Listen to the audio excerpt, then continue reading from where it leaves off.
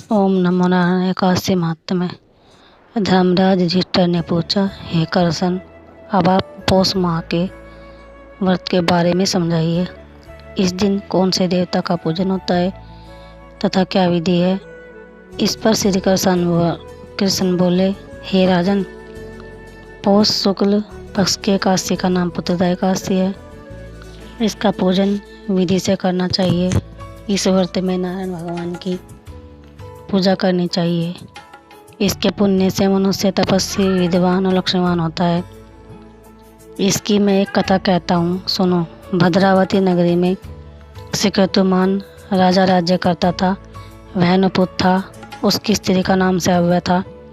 वह सदैव निपुति होने के कारण चिंतित रहती थी। इस पुत्रहीन राजा के पितर रो रो कर पिंड लेते थे और सोचा करते थे, इसके बाद हमें कौन पिंड देगा।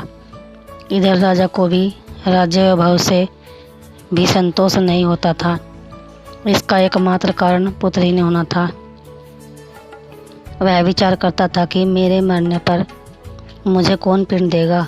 बिना पुत्र के पितरों और देवताओं से पूर्ण नहीं हो सकते। जिस घर में पुत्र न होवे वहाँ सदैव अंधेरा ही रहता है। इसलिए मुझे पुत्र की उत्पत्ति के लिए प्रयत्न करना चाहिए।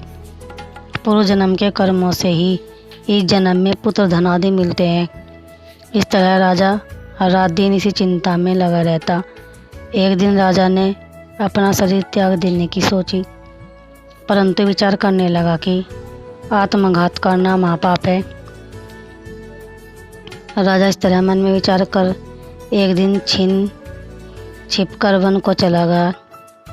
राजा घोड़े पर सवार होकर वन में पक्षियों और वृक्षों को देखने लगा। हाथी अपने बच्चों और हथनियों के बीच में घूम रहे हैं। राजा सोच विचार में लग गया। राजा प्यास के कारण अत्यंत बेचैन होने लगा और पानी की तलाश में आगे बढ़ा। कुछ ही आगे जाने पर उसे एक सरोवर मिला। उस सरोवर के चारों तरफ मुनियों के आश्रम बने थे। उस समय राजा के दाहिने अंग फड़कने लगे। राजा मन में प्रसन्न होकर सरोवर के किनारे बैठे हुए मुनियों को देखकर घोड़े से उतरा और दंडवत करके सम्मुख बैठ गया। राजा को देखकर मुनीश्वर बोले, हे राजन, हम तुमसे अत्यंत प्रसन्न हैं।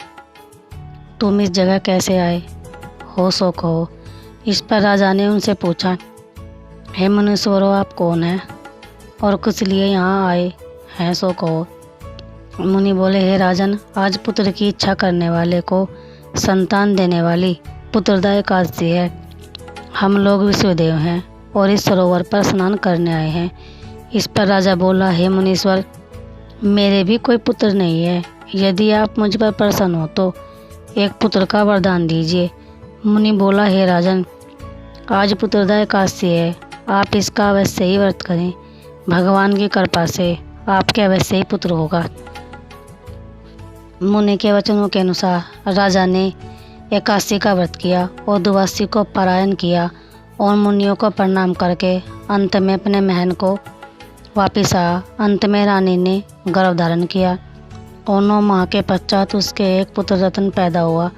वह राजकुमार अंत में अत्यंत वीर, धनवान, यशस्वी और प्रजापालक हुआ। श्री कृष्ण भगवान बोले, हे राजन, पुत्र प्राप्ति के लिए पुत्रदा एकादशी का व्रत करना चाहिए। जो मनुष्य इसका मात्य शरण पठन करते हैं उनको स्वर्ग मिलता है। बोले विष्णु भगवान की जय।